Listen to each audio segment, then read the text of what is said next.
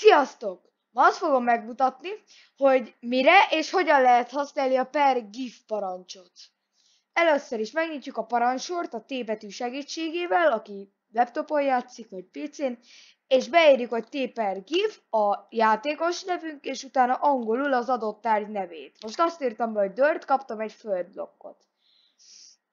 Akkor most ezt arra lehet használni, hogy beírom, hogy a GIF, a felhasználó nevem, és aztán mondjuk beírom azt, hogy command block, és akkor egy olyat kapok meg, amit ugye alapból még kreatívban se lehet megszerezni, csak modok, vagy mi az, parancsokkal.